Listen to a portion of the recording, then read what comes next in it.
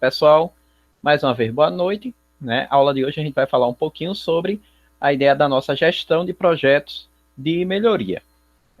Quando a gente trabalha com projetos, que aí, inclusive, projetos é uma demanda muito grande, muitas empresas têm a necessidade de ter profissionais que saibam trabalhar com projetos.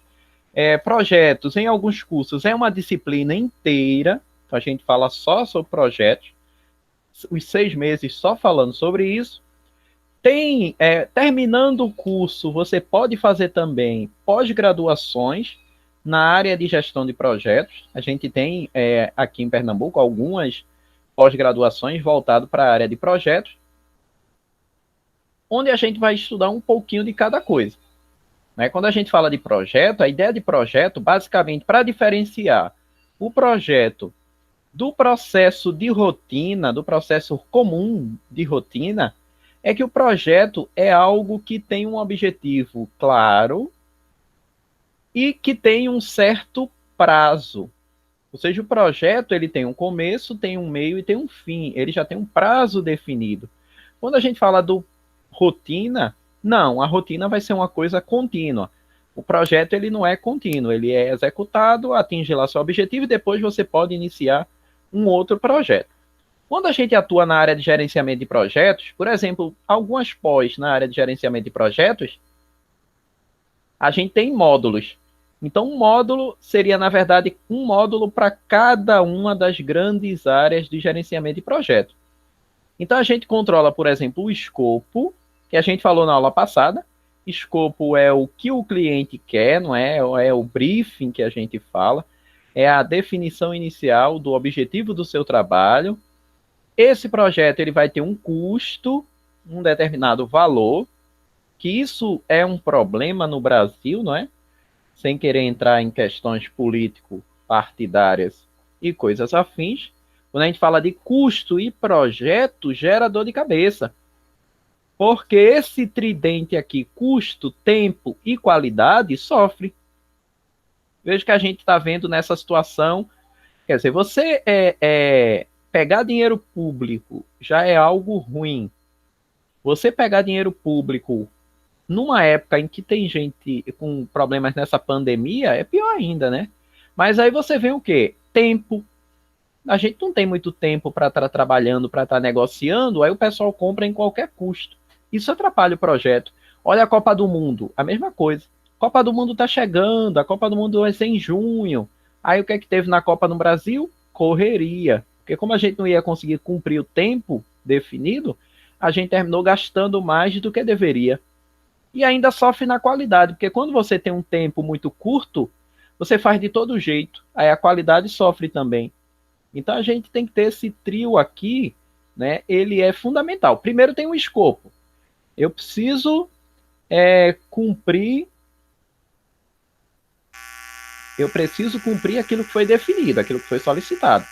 Depois tem um custo, que tem um valor, tem um tempo, eu tenho um prazo para poder realizar isso. Eu tenho a qualidade. O cliente quer um produto de qualidade.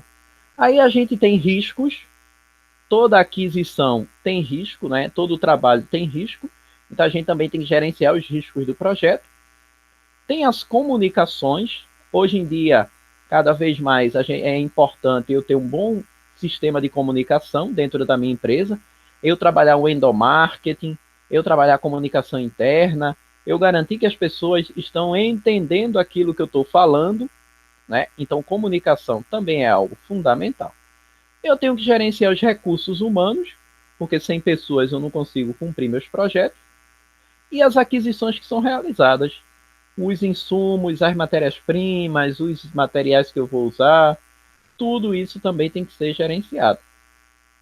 Para garantir que todo mundo está remando no mesmo caminho, a gente tem a integração, que é o setor que vai pegar cada um dos componentes e vai fazer com que eles falem a mesma língua, vai fazer com que todos cheguem no mesmo objetivo. Então, essas são as 9 áreas do gerenciamento de projeto. Então, quando a gente fala a ideia do projeto, a gente tem que gerenciar essas áreas. Na nossa aula, a gente foca mais na ideia de qualidade, porque aqui a gente está falando de projetos de qualidade. a gente está falando basicamente de projetos que envolvem melhoria. A gente está falando de projetos que são feitos, seguem essa ideia, mas com o objetivo de melhorar algo para a minha produção. E aí a gente já entra no aspecto da melhoria contínua. Quando a gente fala de melhoria contínua, a ideia que a gente tem é buscar evoluir continuamente. Se eu perguntar hoje a vocês, quantos alunos se formam por ano na metropolitana de engenharia de produção e de gestão da produção? Quantos vocês acham? Num ano?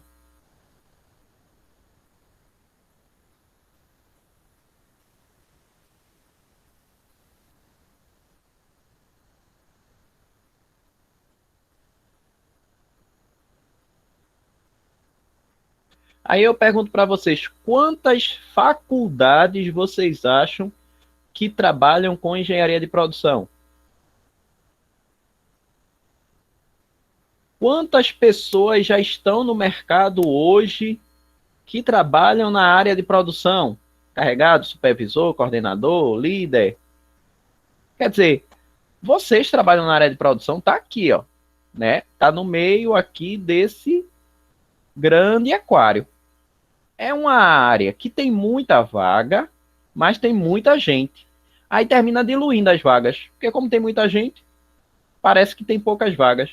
Mas é uma área muito movimentada. É uma área que tem muitas oportunidades, porém tem muita gente. Melhoria, você tem que buscar o quê? Saltar desse aquário, dessa turbulência, e você vir para cá. Ó. Quem consegue estar aqui, tá tranquilo. Porque você está navegando num ambiente muito melhor. Você está navegando num ambiente onde a concorrência não é tão grande. Então, dentro da área de produção, você pode pensar aqui em diferentes opções. Até pouco tempo atrás, quando a gente fazia uma entrevista, uma coisa que a gente perguntava assim, tem experiência na produção? Tenho. Aí dizia, você domina o sistema SAP? Aí o pessoal dizia, não. Quem dizia domino, tá aqui. Tinha um diferencial. Ah, você trabalha na produção? Trabalho. Você já trabalhou em empresas que tem a ISO 9000, ISO 14000, ISO 22000? Tenho. Dei um salto aqui, ó. Já trabalhou implantando? Já. Dei um salto aqui, né? Ah, você trabalha com empresa? Trabalha com alimentos? Ótimo. O que você conhece das boas práticas de fabricação? Ah, não, trabalho há muitos anos em fábrica de alimentos. Auditor de BPF. Já pula para cá. E outras coisas. Um Excel, que seja. Ah, você trabalha em produção? Trabalho. Faz aí uma planilha para mim de Excel. Quem faz, já dá um saltinho aqui. Então, são pequenas coisas, são pequenos diferenciais que a gente vai melhorando, né? Hoje em dia, você tem, por exemplo, a nossa aula aqui. Essa é uma ferramenta. Eu lembro, a primeira vez que eu fiz uma reunião remota foi em 2002. Eu trabalhava na Votorantim. Você imagina, sabe como era a internet em 2002? Era a internet de escada. Aí a gente fez uma reunião remota. Todo mundo ficou abismado com aquilo ali. Porque foi quando a empresa falou assim, gente, vamos dar uma reduzida nas viagens, a gente vai gastar menos com viagem, a partir de agora a gente vai ter as reuniões, mas serão reuniões remotas. Aí a reunião remota que eu falo era assim, era texto. Vocês não vão lembrar, logicamente, disso, vocês são de outra geração, mas, por exemplo, eu tive... Alguém aqui já entrou na sala de bate-papo do UOL? Alguém aqui já entrou numa sala de bate-papo do UOL? Já ouviram falar nisso? Primeiro eu precisaria saber se alguém teve internet de escada. Na minha época, eu entrava... Eu tive, antes do Orkut, olha o Orkut, né? Antes do Orkut, a gente tinha um Mirk. Você tinha Mirk, né? Você só entrava no final de semana, exatamente. Era sábado, quando dava sábado de 2 horas da tarde, você poderia usar a internet. Aí você ia até a segunda-feira de 5 horas da manhã. Durante a semana, você só usava de meia-noite até as 5 horas da manhã. A linha ficava ocupada. Minha mãe querendo ligar, ela dizia assim: o telefone está ocupado. Aí ela tinha que me derrubar da internet para ela poder ligar. Você está entendendo? Danilo teve um problema com bate-papo. Não quis trazer essa recordação lamentável, mas é complicado, né? Mas, ó, era uma coisa que a gente fazia. Mas você pegava, era digitando, entendeu? Olá, quer tecer, né? Aí você ia lá e conversava com a pessoa. O Orkut era assim, você ia teclando, né? Você dizia assim, tecer, você vai teclar. A primeira reunião que eu tive remota não era voz, não era vídeo, era só digitando. Aí eu digitava uma coisa aqui, aí o outro digitava uma coisa ali, aí o outro digitava uma coisa aqui, o outro digitava, e assim era a nossa reunião. Mas dizia assim, quem sabe usar isso? Né? Aí, hoje nas faculdades, o pessoal. Aí depois a gente foi evoluindo, né? O Google Meet a gente usava em empresa. O Zoom a gente usava em empresa. O da Microsoft Teams a gente usava em empresa, entendeu? Então, quando eu queria fazer uma reunião remota, isso é um diferencial. Hoje em dia, todo mundo tem que saber, nesse período de pandemia, quantas reuniões a gente faz na empresa, né? E aí tá todo mundo trabalhando. É uma nova habilidade que a gente fez. Ah, eu vou fazer a minha reunião. E aí você tá lá trabalhando. São novas habilidades, né? Saber trabalhar com tecnologia. Tudo isso é uma situação nova. Então é um processo de melhoria contínua. Isso aí também acontece. E aí você tem a chamada do Kaizen, né? Kaizen muito usado, muito falado. Venha da junção de duas palavrinhas. Kai é mudar, Zen para melhor. É a mudança contínua, é a melhoria contínua, é você fazer hoje melhor do que você fez ontem e amanhã melhor do que você fez hoje, né? A vida da gente é feita por grandes kaizens, por muita mudança, e a gente vai evoluindo o tempo todo. Hoje, a gente já vai numa briga aí para querer ter 5G. A minha internet tem que ser muito mais rápida, né? A comunicação tem que ser muito mais rápida. Então eu quero ter novas ferramentas. Hoje eu tenho aqui, eu lembro em 2002 foi a primeira experiência que eu tive também com situação remota, que cancelaram lá na Votorantim o setor de informática. Cancelaram, demitiram todo mundo. Aí todo mundo disse: e se eu tiver um problema no computador? Porque tinha muito problema no computador. Aí o pessoal falou: ah, não tem problema não. Deu problema no computador, você vai ligar para Minas Gerais. Aí quando você ligar para Minas Gerais, o pessoal resolve todo o problema. Eu disse: como é que o cara em Minas Gerais vai resolver meu problema aqui na Paraíba, né? A Votorantim ficava lá em Caporã.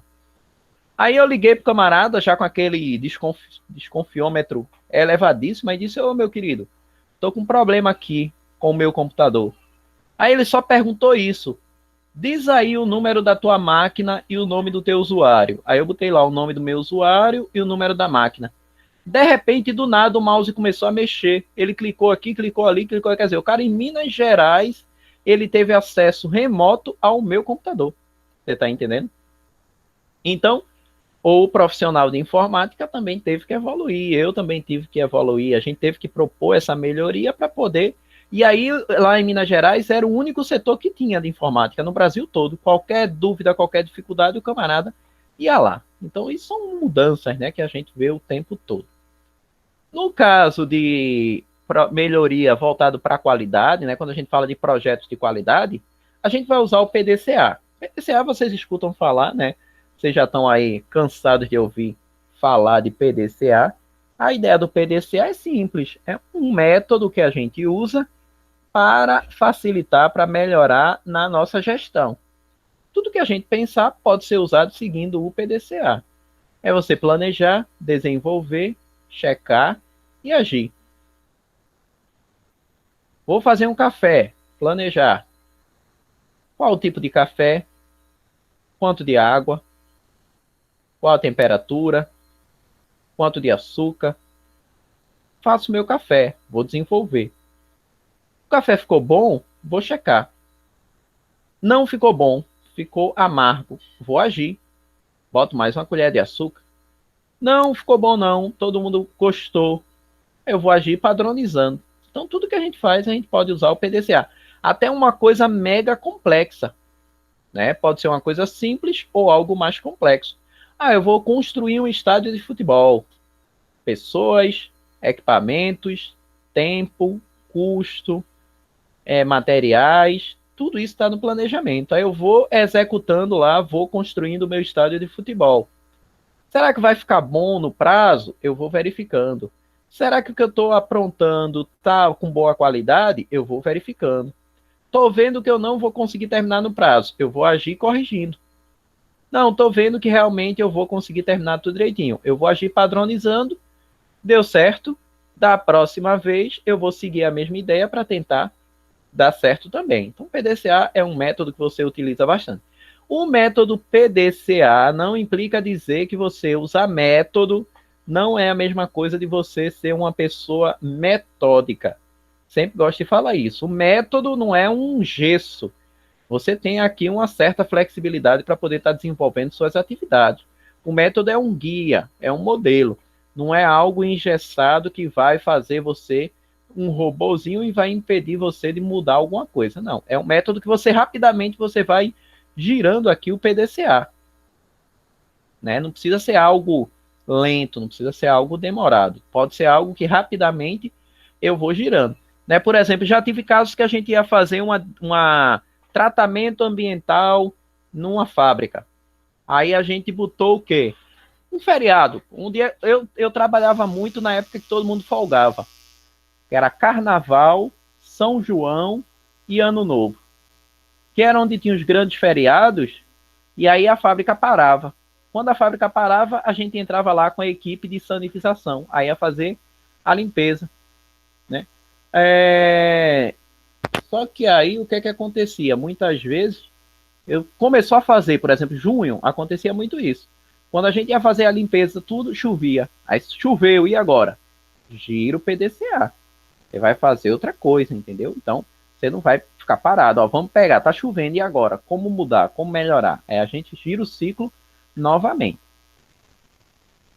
Aí, quando a gente fala sobre essa questão do PDCA, em projetos, a gente tem ideias diferentes também no PDCA, dependendo da complexidade do problema.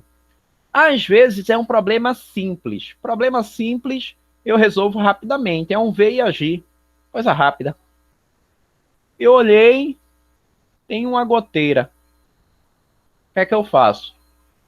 Para não molhar, boto um balde embaixo da goteira. Ver e agir. Foi algo rápido. Não resolvi o problema. Foi algo rápido. Pode ser um tratamento de anomalia. É algo um pouquinho mais demorado. Aí eu vou fazer um tratamento de anomalia. Aí é uma ação um pouquinho mais demorada. Não é algo ainda mais complicado. Aí eu vou fazer um trabalho ainda diferente. Eu vou fazer um GMF, que é um grupo de melhoria focada. A ideia do grupo de melhoria focada é, normalmente a gente passa 3 meses tentando resolver um determinado problema, né, voltado para melhoria. Aí a gente vai usar uma boa parte das ferramentas da qualidade, a gente vai usar o PDCA, só que é algo mais simples, normalmente 3 meses aí para a gente poder resolver um problema.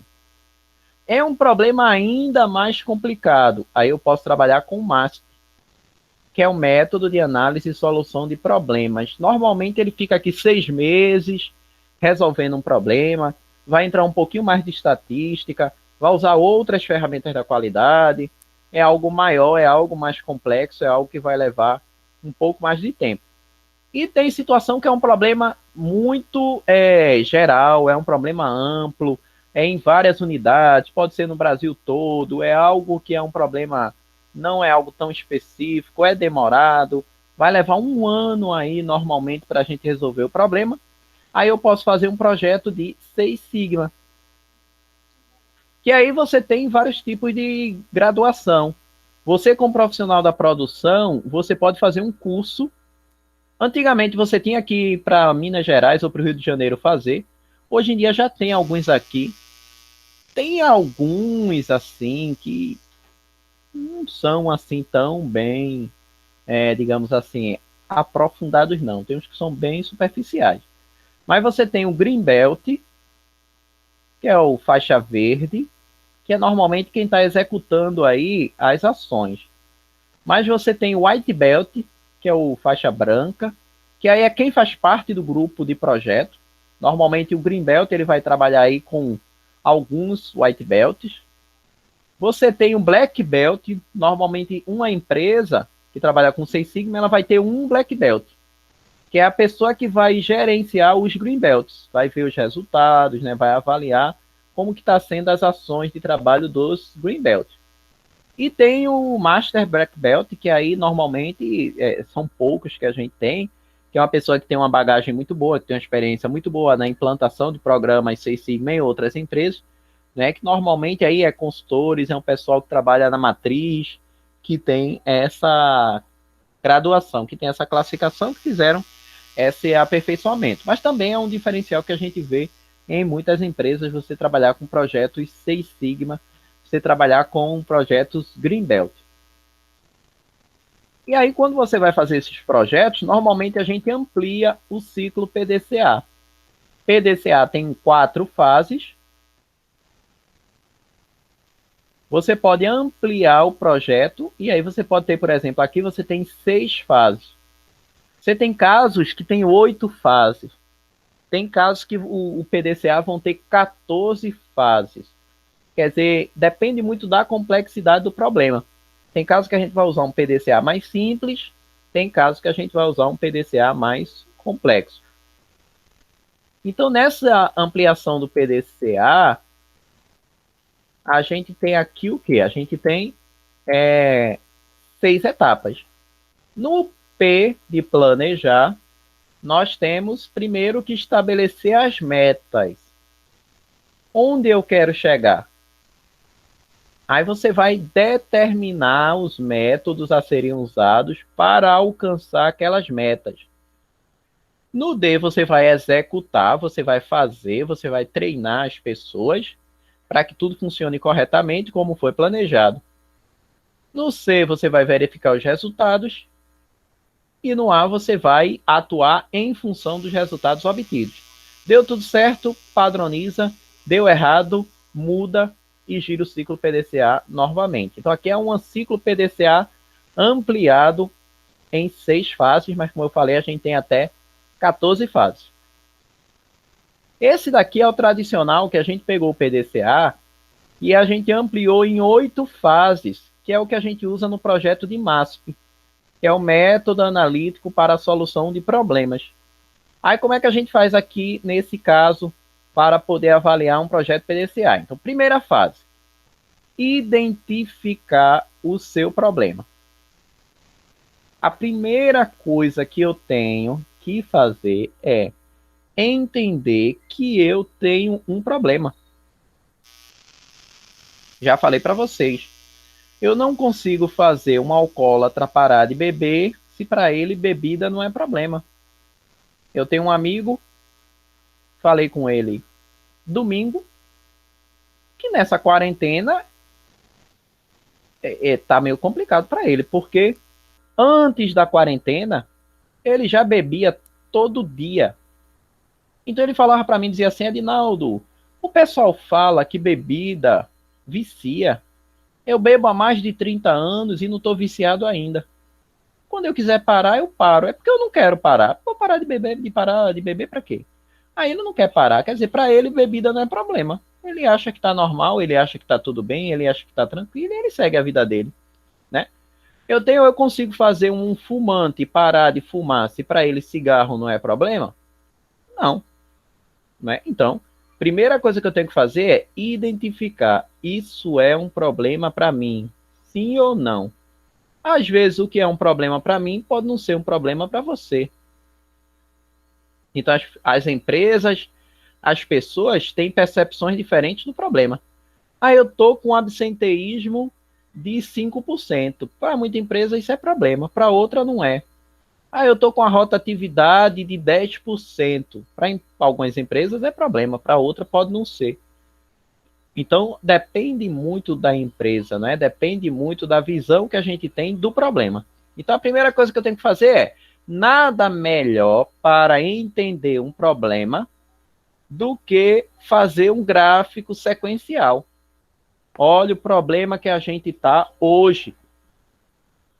Nossa vida inteira é olhar gráficos. Só que gráficos precisam ser olhados de forma coerente, né? Eu posso pegar um gráfico, dependendo do foco que eu der para o gráfico pode me mostrar uma coisa boa, uma coisa ruim, né? Depende de como a gente está interpretando. Então, você olha o gráfico, ele vai te contar uma história.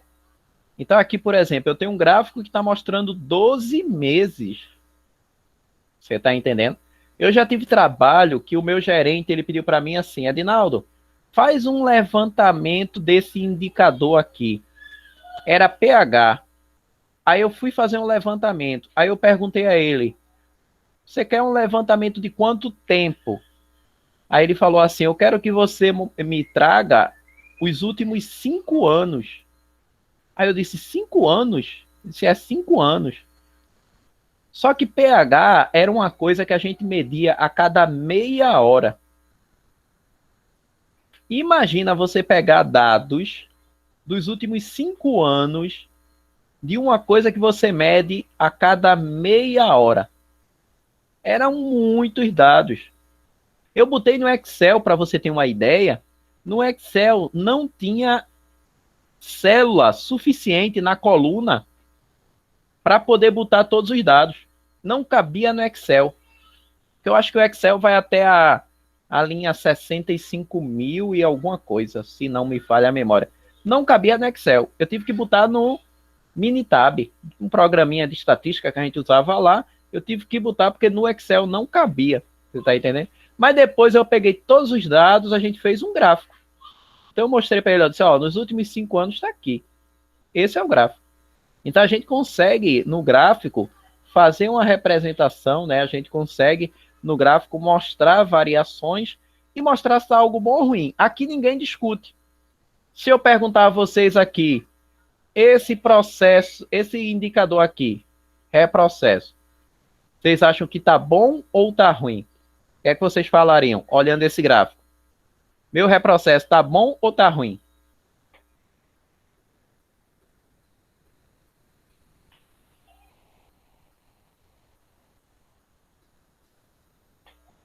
Vocês estão aí ainda, né?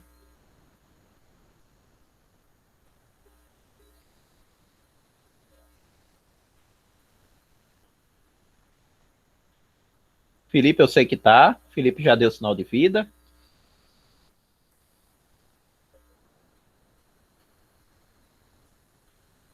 Jéssica também. Ó, Felipe Putou acha que tá ruim. Veja, você tem um gráfico. Aqui está o percentual de reprocesso. A meta tá aqui, ó. É a linha vermelha a meta, né? Ó, a linha vermelha a meta. Como você não sabe se é melhor acima da meta ou abaixo da meta, eu boto esse direcionamento aqui, ó, essa setinha. Essa setinha, ela diz assim, ó. Quanto menor, melhor é. Então eu quero ter um reprocesso baixo. Abaixo ali de 2,2. Aí você olha, né? O reprocesso, a gente olhando aqui, janeiro deu acima, fevereiro deu acima. Não, cadê? Julho deu acima, agosto deu acima, setembro acima, outubro acima, novembro foi lá para cima também. Dezembro diminuiu um pouquinho. Janeiro e março foram os únicos meses que bateram a meta. E bem no limite, tá vendo? Então eu falo, eu tenho um problema. Porque dos 12 meses que a gente observou, só 2 chegaram na meta. Quer dizer, a média histórica, ela está acima da minha meta. Então o gráfico sequencial serve para mostrar que a gente tem um problema. Que rapidamente você consegue saber se está bom ou se está ruim. Então, o primeiro ponto é identificar o problema. Faz um gráfico sequencial que você consegue determinar se o problema existe ou não. Essa é a primeira ação. Aí você vai observar, você vai buscar informações sobre o problema. Por exemplo, você olha aqui, o que causa o problema? Aí você pode fazer um gráfico de Pareto, por exemplo. Gráfico de Pareto é um gráfico que permite a gente focar, permite a gente priorizar. Por exemplo, eu estou olhando aqui, ó, reprocesso por qual motivo? Aí eu peguei, reprocesso foi provocado por produto quebrado. É meu maior problema. Tá vendo? 48% dos reprocessos ocorrem porque o produto está quebrado. Então aqui é o meu maior problema. Por que mais? Porque está sem recheio. Aí se eu pegar aqui, ó, 71% dos meus problemas acontecem porque o produto está quebrado e sem recheio. São as duas causas principais que geraram meu reprocesso. Então aqui o Pareto serve para a gente priorizar. O Pareto ele vai estratificar, ele vai separar o problema grande em problemas menores. Então, por exemplo, eu peguei Pareto, eu fiz assim, acidente de trabalho. Por que acontece acidente de trabalho? Aí a gente olhava lá, imperícia, imprudência, negligência. A pessoa dizia, não, é imprudência mesmo. Imprudência é a maior causa. Aí a gente vai lá e olha, entendeu? Então o Pareto serve para a gente ver o foco. Onde é que está acontecendo mais acidente? É nas mãos. Qual o tipo de acidente? É fratura, é corte ou queimadura? Queimadura. Aí eu vou focar. Acidente não é qualquer acidente, é acidente nas mãos. E não é qualquer tipo de acidente, é queimadura. Aí eu vou tratar esse tipo de problema, entendeu? Então eu busco a informação, eu estratifico o problema para achar melhor quem são as causas. Aí depois que eu observo, a gente vai fazer uma análise. No caso da análise, a gente pode buscar a partir da tempestade de ideias que a gente usou na aula passada, né? A aula passada a gente fez uma tempestade de ideias. Aí a tempestade de ideias ajuda a gente a listar quais são as possíveis causas de problema. Cada pessoa vai lá dizendo, né, cada uma das situações, e aí você faz uma análise desse caso. Né? Outra forma da gente fazer essa análise, outra forma que a gente usa também bastante, é chamado também o gráfico de dispersão.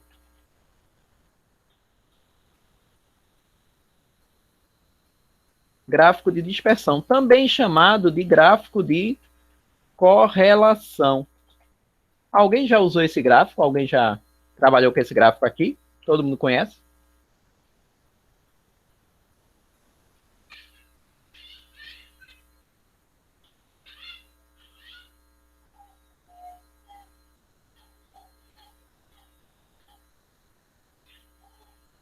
Todo mundo já conhece esse gráfico? Ó, a ideia do gráfico de dispersão busca correlação. Então, vou buscar aqui correlação entre um indicador. Exemplo. Veja bem. Vou ter que perguntar. Só para fins acadêmicos. Para a gente ver se tem correlação. Eu vou perguntar a altura e vou perguntar o peso. É meio complicado falar sobre isso, mas o assunto pede, né? Quem poderia dizer aí? Altura e o peso. Quem poderia falar? Sheila, surpreendentemente, foi a primeira a falar. Normalmente, mulher não gosta de falar muito sobre isso. Achei até que os homens iam falar, mas hoje em dia, ela mostra que não tem problema com isso. Jéssica, a segunda, muito melhor. Tá vendo vocês que as mulheres estão dando de 10-0 nos homens. 50. Davi, 79. 83, 187, 104,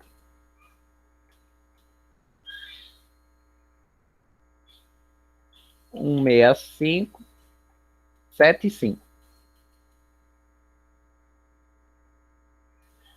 Aí veja, o que é que a gente pode fazer aqui? Eu posso pegar um gráfico, construir um gráfico com esses dados, que é o chamado gráfico de correlação. Então eu posso ver o seguinte: será que existe relação entre a altura e o peso das pessoas? Aí eu venho aqui e coloco. Eu posso colocar aqui, por exemplo, vou botar aqui a altura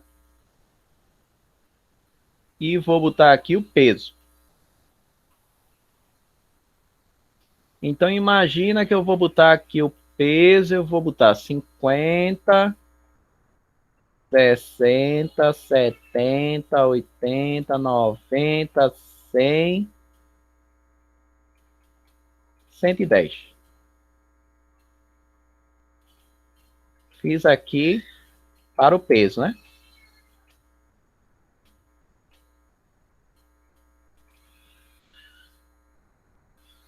E aqui eu coloco as alturas. Aí a altura eu vou botar 190, 180, 170, 160. Pronto. Aqui tem as alturas.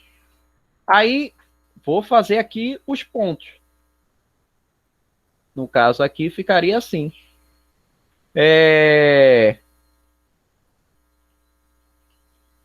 174 e 77. Aí eu pego, ó, 77 está aqui, 174 vai estar mais ou menos aqui. Então o primeiro ponto está aqui. Aí venho 50, 169. Aí 50 está aqui, 169 aqui. Aí venho agora 83, 179. Posso botar aqui 83, está aqui, 179 está aqui.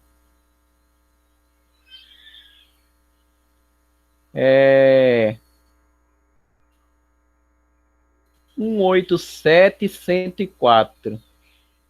104, 187. 165, 75. 75, 165. Vai ficar mais ou menos aqui. Não, errei.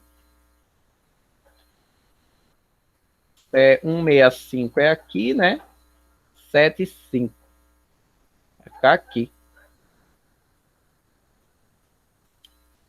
Pronto. Aí veja, aqui a gente pode fazer uma correlação. Eu ia pegar lá, por exemplo, no Excel, eu ia pedir para o Excel gerar a linha da reta. A linha da minha reta ia ficar algo mais ou menos assim, ó. Ele ia pegar os pontos médios dessa minha reta.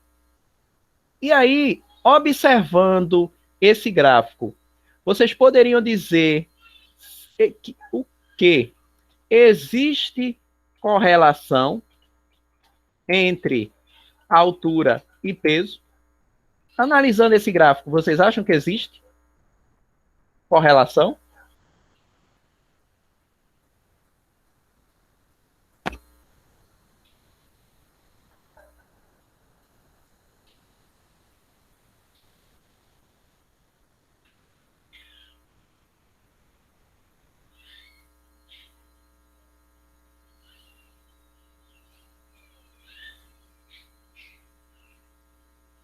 Sim, não é? Exatamente. Eu poderia dizer o seguinte, ó. Ao analisar o gráfico, percebe-se que existe correlação. Quando mais elevado for o peso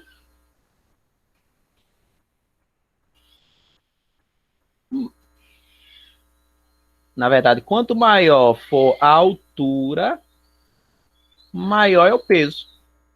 A gente pode dizer que existe uma correlação. Aí a gente fala assim, esse tipo de correlação, que a linha está subindo, é uma correlação positiva. Ou seja, quando um aumenta, o outro aumenta também. Tem correlação que é uma correlação negativa. Tem correlação que é assim, tem correlação que quando um diminui, o outro aumenta. Quem poderia dar um exemplo de uma correlação negativa? Quando um aumenta, o outro diminui. Quem poderia dar um exemplo?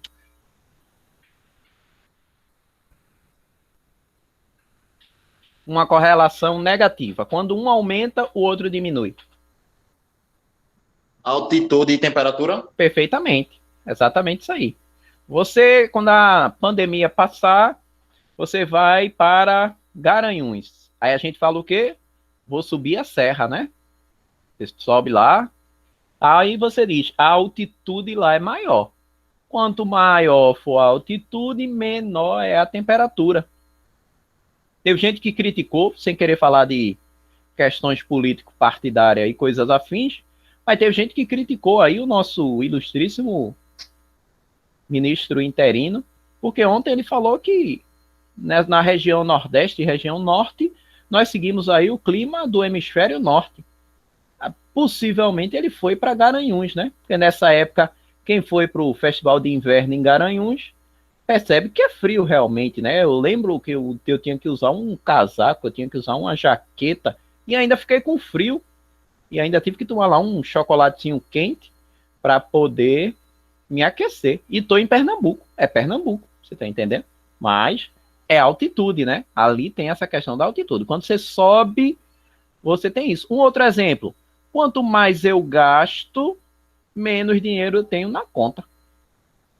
Quanto maior for o gasto, menos dinheiro sobra, entendeu? Aí ia estar descendo, a reta aqui ia estar descendo. Aí seria uma correlação negativa.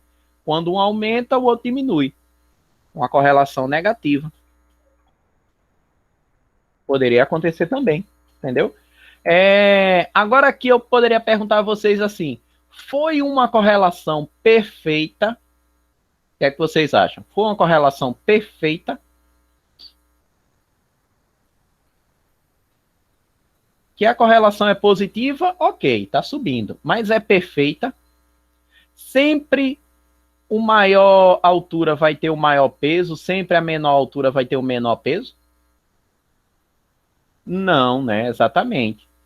Tem um ponto aqui, ó, que foi um ponto que não está na linha tão certinha. Aí você diz assim, não é uma correlação perfeita. Correlação perfeita daria mais ou menos 1 o resultado. Quanto mais diferente de 1 for, ela vai tender a 0.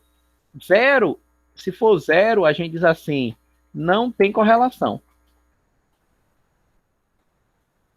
Se for 0, a gente diz assim, não tem correlação. Ah, eu vi que o meu equipamento está gerando uma falha. Qual é a causa dessa falha? Aí eu pego os dois dados e eu vou colocando um do lado do outro. Faço o meu gráfico. Percebi a correlação, aí eu digo, ó, eu vi que toda vez que a gente aumenta a velocidade, a produção desse cai. Aí você diz assim, existe correlação entre o aumento de velocidade e a produção? Aí você diz sim ou não? Ou eu vi que toda vez que a gente bota esse fornecedor, o produto piora. Existe correlação entre o uso desse fornecedor e a piora do produto? Aí a gente vai olhar, entendeu?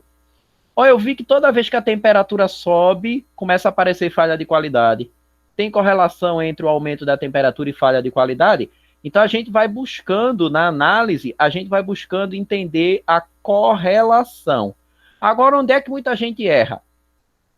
Muita gente erra porque correlação não é causa. Correlação é uma coisa, causa é outra.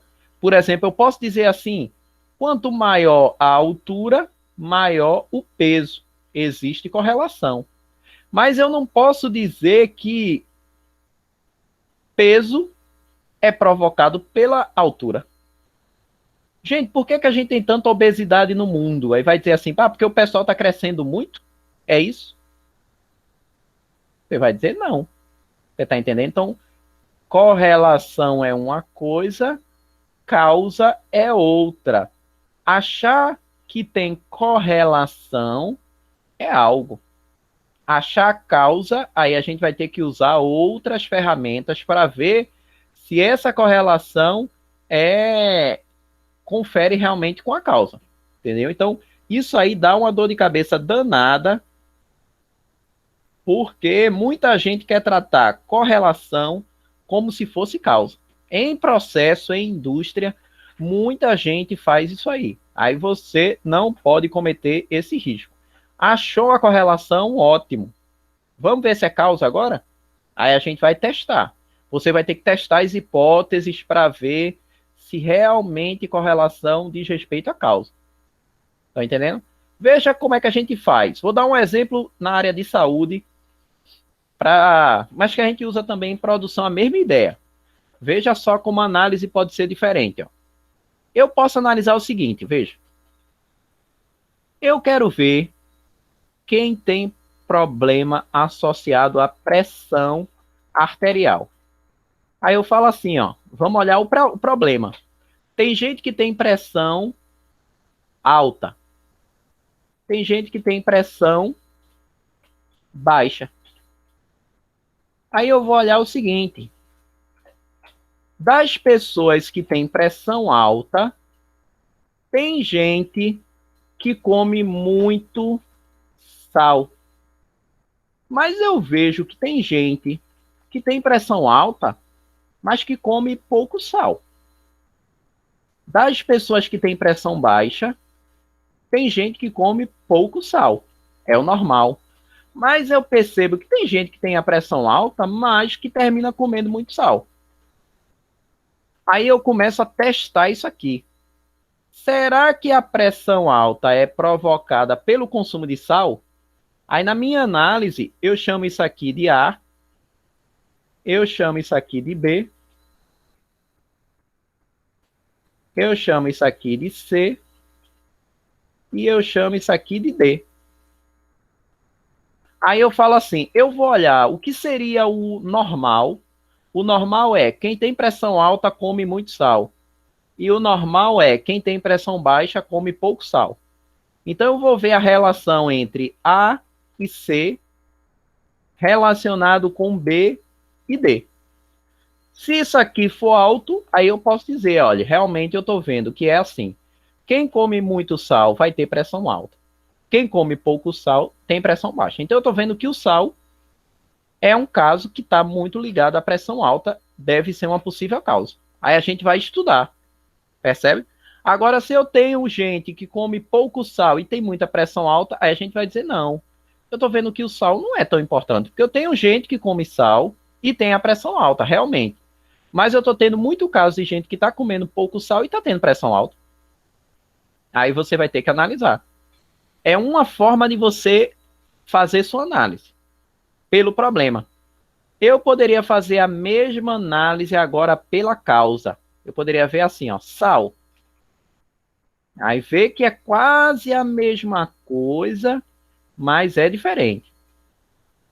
Aí eu poderia ver assim, ó, tem gente que come muito sal, tem gente que come pouco sal. As pessoas que comem muito sal, tem gente que tem pressão alta.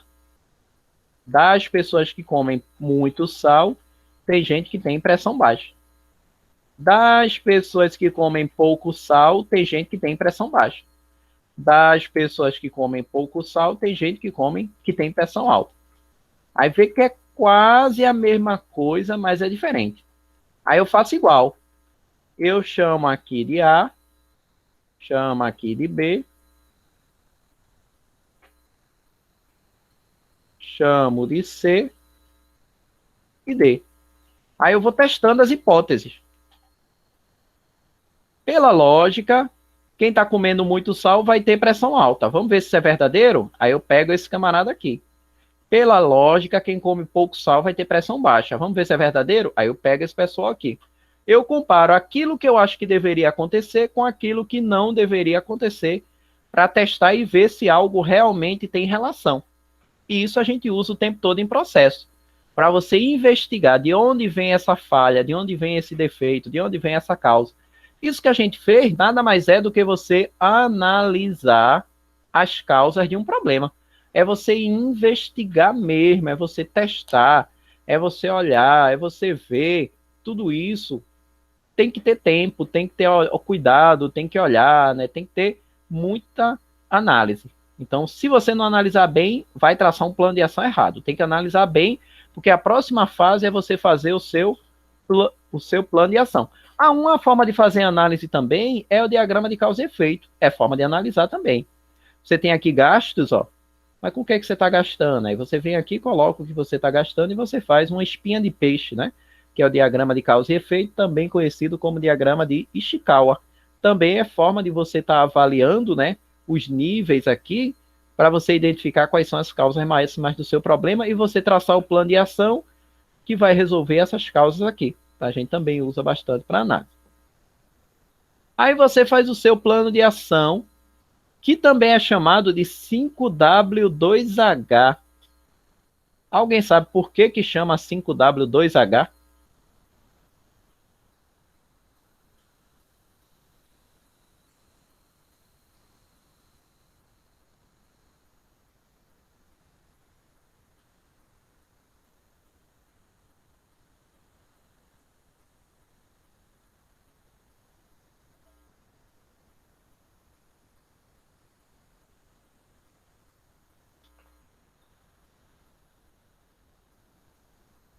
Quando você fala assim, tem ferramentas diferentes, entendeu? Tem uma ferramenta que a gente usa também em MASP, que a gente chama de estudo dos porquês. Estudo dos porquês, que normalmente a gente para nos 5 porquês, é uma ferramenta. Só que aí a gente diz assim, é como você se comportar como uma criança. A gente vai assim, falha na bomba. Aí você diz, por quê? Vazamento de caldo. Aí você diz, por quê? Gacheta estourada. Aí você diz, por quê? Falta de manutenção. Aí você diz, por quê? Plano de manutenção é insatisfatório. Ponto. Aí você achou seu porquê, entendeu? A gente diz assim que é como se você fosse uma criança. Criança que tem muito isso. Ficar perguntando por quê, por quê, por quê, por quê, por quê, por quê. Aí você pega um problema e vai perguntando por quê até você mapear ao máximo aquilo ali. É uma ferramenta. Estudo dos porquês, que a gente chama também de 5 porquês. No caso do plano de ação, são 5 perguntinhas que em inglês começam com a letra W e 2 que começam com H. Agora, não é obrigatório ter 5W2H. Aqui, por exemplo, você tem só 5W e 1H. Aqui você tem o que vai ser feito, por que vai ser feito, como vai fazer, onde vai fazer, quem vai fazer e quando vai fazer. Faltou aqui o quanto, custo, que normalmente a empresa tira.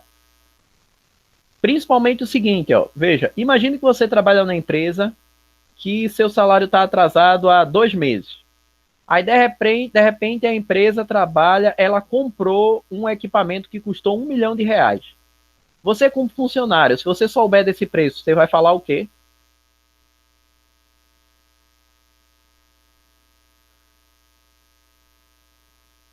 Quer dizer, vai gerar uma insatisfação, né?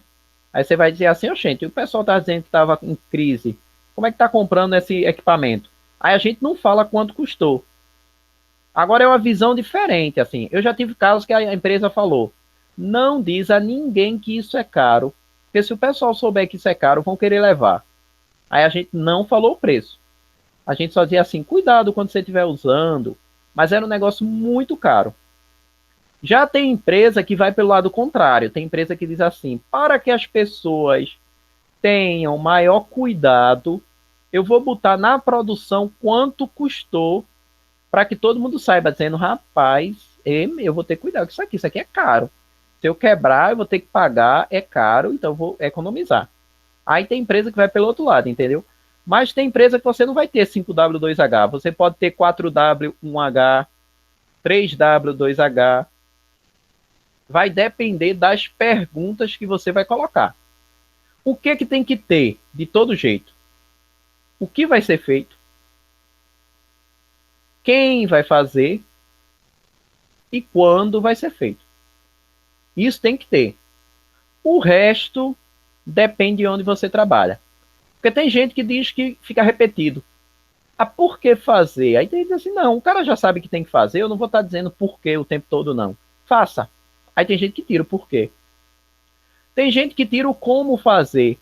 Porque diz assim, eu não botei um cara para fazer, eu não vou botar um cara que não sabe fazer. Eu vou botar alguém que saiba como fazer. Então eu não tenho que estar dizendo a ele como fazer, não. Eu boto o nome dele e pronto.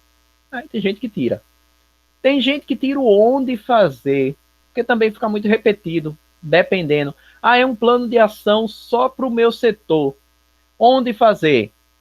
No RH. Aí a outra ação, onde fazer? No RH. Outra ação, onde fazer? No RH. Aí vai ficar tudo aqui no RH, aí tem gente que diz, fica repetido, entendeu? Então tem plano de ação que a gente bota aqui, ó, local, RH, entendeu? Por que fazer? Para diminuir custo com tal coisa. Aí tem casos que no próprio cabeçalho a gente já coloca porque não fica tão repetido. Mas é uma variação. O plano de ação é a organização das ações que você vai realizar. Então você vai dizer o que deve ser feito. O que normalmente começa com um verbo no infinitivo. Então é sempre ao redefinir, treinar, reinstalar, recuperar, substituir. A gente sempre trabalha com verbo no infinitivo. Entendeu?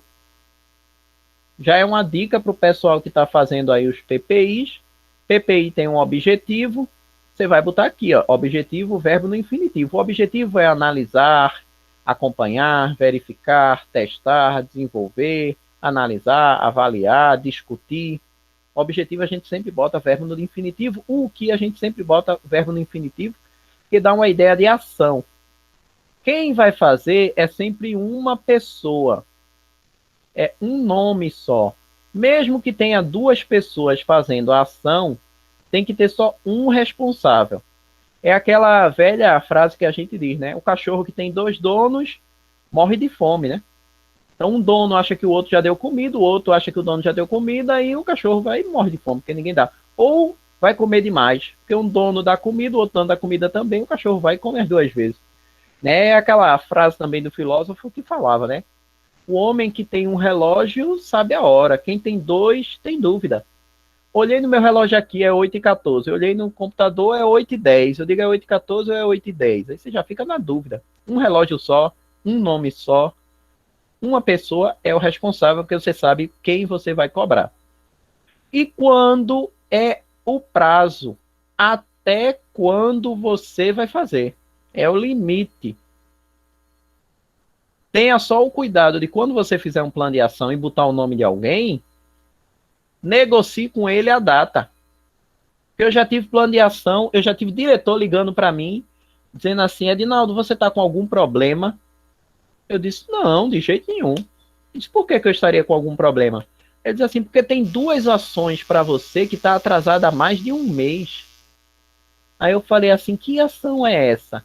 Ele disse, é a ação do plano de fulano. Aí eu disse, pois diga a fulano que quando ele botar meu nome, ele tem que me dizer que eu tenho ação. Eu estou sabendo agora que eu tenho essa ação. Quer dizer, a pessoa foi lá, botou meu nome, é Edinaldo que vai fazer isso aqui e tal, e nem me comunicou. Aí eu não vou fazer nunca essa ação. Tem que comunicar e negociar com a pessoa as datas. Aí você vai executar. Veja a diferença. Plano de ação é algo estático. Eu botei a data aqui, ó, e morreu. Posso ter uma revisão. Mas o acompanhamento você não faz no plano de ação. O acompanhamento você vai fazer no cronograma. Eu pego as ações que estão lá, boto no cronograma, onde eu vou estar acompanhando. Ó, por exemplo, semana a semana, eu faço o acompanhamento. Aquilo que foi planejado, aquilo que está em dia, aquilo que está atrasado, foi replanejado, foi reprogramado. Aí eu venho aqui e coloco, entendeu? Então isso aqui a gente chama de follow-up. é fazer o acompanhamento, né? Você fazer a gestão das ações para ver se está tudo cumprido. Aí você vai ver, opa, essa ação aqui está atrasada, essa ação está no prazo. Aí você vai olhando e sabe a quem você tem que cobrar. Não é só fazer o plano de ação e depois olhar só no dia final. Chegou dia 15 de 12 e a pessoa fez? Não. Você tem que acompanhar ao longo da execução através do cronograma para ver quem vai precisar de ajuda, quem vai ter que reprogramar, se vai chegar no prazo final, se vai ter que ser adiado, o que é que você tem que fazer para não chegar no final e estourar. É bom ir acompanhando sempre antes. E no final, fiz as ações, executei, eu vou verificando. No início, a gente não usou um gráfico sequencial para ver se está tudo bem, se tem um problema. Fiz as minhas ações, será que eu consegui resolver esse problema? Aí eu verifico também no gráfico sequencial. Eu vejo se eu estou conseguindo, através das minhas ações, está melhorando ou não está melhorando. Aí a gente usa a mesma ferramenta para poder mostrar se está bom ou não. Entendeu? A gente usa a mesma ferramenta para poder ver se está mostrando ou não. Então, quanto é que eu estava, minha meta, quanto que eu quero ganhar e qual será a minha meta após o projeto. Então, você tem a meta antiga antes do projeto e a meta nova após o projeto. Então, você também usa um gráfico para poder acompanhar isso. Deu tudo certo, está tudo ok, eu padronizo. Aí, padronizar, você vai alterar desde coisas mais simples até coisas mais complexas. Porque o documento tem hierarquia. É que nem vocês na faculdade. Vocês na faculdade não tem documento, né? Por exemplo, eu vou fazer minha matrícula, comprovante de matrícula. É um documento. Eu fiz a prova, aí eu tenho aqui prova, é outro documento. Eu terminei aqui, posso pedir um histórico escolar. Histórico escolar é outro documento. Terminei todas as disciplinas, posso ter um certificado de conclusão. É outro documento. Já dei entrada, tudinho, passou o prazo, recebi meu diploma. É outro documento. Então, tem documento que é mais simples, tem documento que é mais complexo. Da mesma forma, a gente tem aqui. Então, a gente pode padronizar um checklist que a gente usou, um POP, que é o procedimento operacional padrão, mudei um procedimento, ajustei algo. É uma especificação de produto, algum tipo de especificação que a gente use. É um padrão técnico de processo chamado PTP. É um PSG, que é um padrão gerencial, ou muito difícil, mas até você pode mudar também políticas realizadas pela empresa após o seu projeto, né? Então, você fez o projeto, deu certo, você vai padronizar para que sempre que aquele problema aconteça, você saiba como resolver. Ou para que o problema não aconteça em outros setores também das empresas. E no final você conclui. Sobrou algum problema? Né? Veja, por exemplo, aqui quando eu fiz o meu Pareto, eu disse eu vou focar nesses dois problemas. Mas o resto também é problema. Eu foco no maior, depois que eu resolver o maior, aí eu digo, deixa eu vir para cá agora. Porque isso também é um problema. Então eu disse, resolvi esse, ótimo. Agora eu vou para os problemas remanescentes, os problemas que ainda existem. E aprender sobre tudo que eu fiz no projeto para usar na minha vida profissional, na minha vida pessoal, usar sempre que necessário. Então essa aqui é a ideia que a gente usa quando a gente vai fazer um projeto envolvendo melhoria, né? A gente vai seguir essa sequência aqui de operações para poder traçar esse nosso projeto. Então, quando a gente faz o projeto, normalmente a gente faz aqui, Eu tenho aqui um determinado produto. Esse produto eu quero mandar para o meu cliente. Ao medir esses itens de controles do produto, o produto pode estar bom. Se ele estiver bom, eu mantenho. Ou o produto eles pode estar ruim. Se o produto estiver ruim, eu tenho um problema. Ao perceber que eu tenho um problema, eu vou girar aqui o meu projeto de melhoria, o meu PDCA. Identificar o problema, observar os dados, analisar as causas, fazer meu plano de ação, agir verificar se está tudo certo, padronizar e concluir. Eu pego a padronização e vou produzir um novo produto.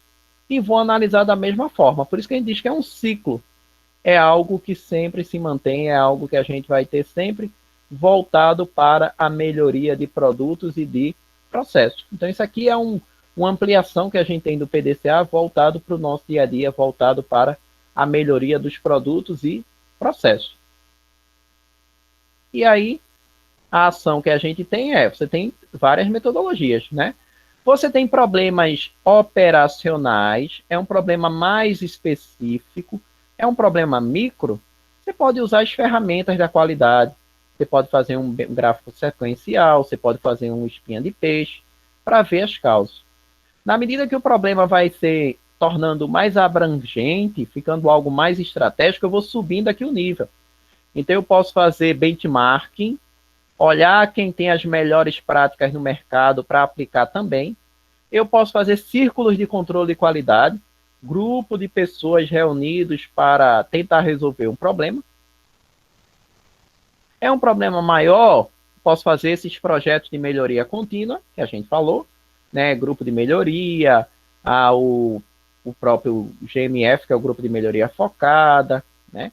Não, é um problema mais amplo, é um problema que envolve gestão, é um problema que tem que focar mais, aí a gente vai fazer a gestão da qualidade, ISO 9000, gestão da manutenção, e Six Sigma, que são ferramentas, são sistemas mais amplos, sistemas que vão ter metodologias mais detalhadas para a gente resolver esses processos aqui maiores. E aí a gente finaliza mais essa etapa. Tudo certinho, tudo tranquilo? Dúvidas, perguntas?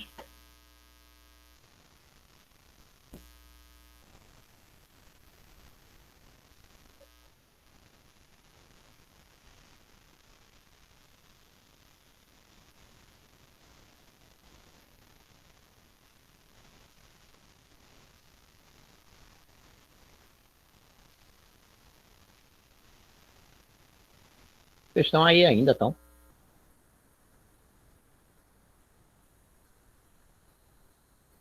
Tudo certinho? Tá, todo mundo que tá respondendo tá ok lá no chat. Ah, tá. É porque o meu chat tá parado aqui. O que tá aqui no celular eu fiquei parado numa resposta. Ah, eu que não tava vendo. Pronto.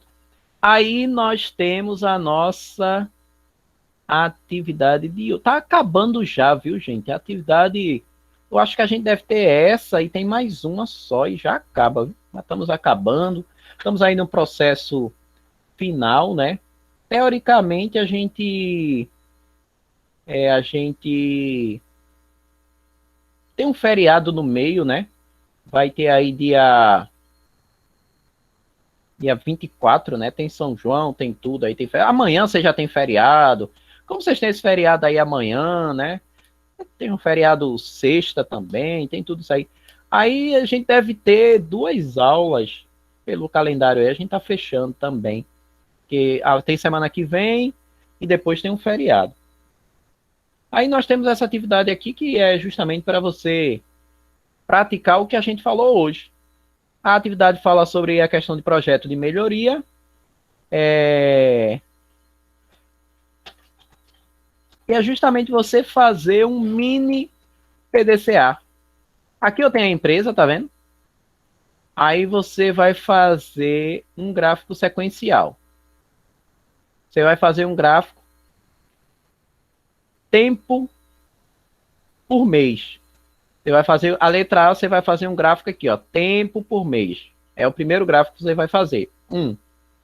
Aí depois você vai fazer gráfico de dispersão. O que a gente fez aqui? Esse aqui eu apaguei, não foi? Apaguei. O gráfico de dispersão para as variáveis tempo, que é essa aqui, e número de funcionários. Aí depois você vai fazer tempo, número de projeto. Aí depois você vai fazer tempo e custo do projeto. Você vai fazer correlação. Aí você vai ver se tem correlação. Quando você fizer aqui os meses com tempo, você vai no gráfico, você vai perceber se está melhorando, se está piorando, se está bom, se está ruim. Quando você fizer o tempo para as outras variáveis, você vai ver se tem correlação ou não do aumento do tempo do projeto com as outras variáveis. Aí você vai ver. Depois você vai fazer um diagrama de causa e efeito, que é algo baseado nesse problema aqui. Baseado nesse problema, o que é que vocês acham que está causando esse problema apresentado aqui? Quando vocês lerem, que vocês olharem, vocês vão listar baseado no que vocês acham. Como vocês não trabalham na empresa, você vai dizer baseado no que você acha. Olha, eu acho que a empresa pode atrasar o projeto por conta disso. Aí você lista lá algumas causas. E depois você vai fazer um plano de ação para 3 causas que vocês acham que são mais importantes. Olha, eu acho que isso aqui tem que olhar. Isso aqui não pode ter, isso aqui não pode ter. Aí você vai lá e faz um plano de ação para as 3 causas. Então é um gráfico sequencial, gráfico de correlação, a atividade é um gráfico sequencial, um gráfico de correlação, uma tempestade de ideias, um diagrama de causa e efeito e um plano de ação. Que é bem o que a gente mostrou ali no nosso projeto de melhoria. É como se você tivesse, eu sou o gestor dessa empresa, eu estou vendo esse problema, eu vou analisar esse problema e vou montar um projeto para resolver esse problema aí. Pode ser grupo, pode ser grupo. Felipe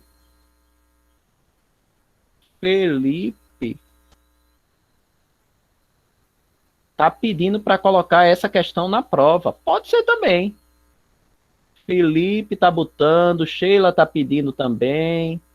Aqui. Que podia ser a prova, uma boa ideia. Eu acho que uma ideia válida, podia ser interessante. Agradeço pela ideia, pela sugestão. Pode ser na prova também. Já que a gente vai ter a avaliação, né, da unidade 2, poderia ser uma prova. Gostei da ideia. Vou ver como é que a gente consegue colocar isso aí na prova. Sim. Eu pretendo fazer uma revisãozinha, né? Mas a gente tem um monte de atividade. Não tem muito o que fugir, não. É bem o que a gente trabalhou aí, né? A prova vai ser no formuláriozinho no Google, é bem tranquilo, não tem muito estresse, não. Professor, Oi. você poderia disponibilizar a foto dessa questão ou arquivo lá no grupo? Porque como eu tô pelo celular, tá ruim aqui para tirar o print, porque tá cortando as informações. Sim, eu boto sempre as atividades, eu tô botando lá no portal da faculdade mesmo, eu boto as atividades lá. Então tranquilo, beleza. Aí terminar aqui, eu já boto a atividade lá. Eu boto lá e tô botando lá no portal do aluno. Não, beleza. É porque geralmente eu tiro foto da tela do computador, só que hoje não tô com o computador. Não. Eu boto lá também. O slide, né, a aula e a atividade, eu sempre tô tentando botar. A gravação também tá ficando, é porque demora um pouquinho, né, porque é pesado e depois eu tenho que subir lá pro YouTube, mas eu tô sempre colocando. A da semana passada eu coloquei ontem, e aí quando eu não coloco, o pessoal vai me lembrando aí para eu colocar, mas a gravação também fica lá no YouTube. Aí você pode assistir depois a aula, ver mais ou menos como é que a gente fez, para poder montar. Uhum. Tá certo, professor, obrigado. E aí, para simplificar, você pode ter um grupo aqui, né, 5 perguntinhas, pode ter um grupo aí de 5, cada um pega uma letra dessa aqui e faz rapidinho, 10 minutos vocês fazem essa atividade. Ok? Tudo certinho, tudo tranquilo?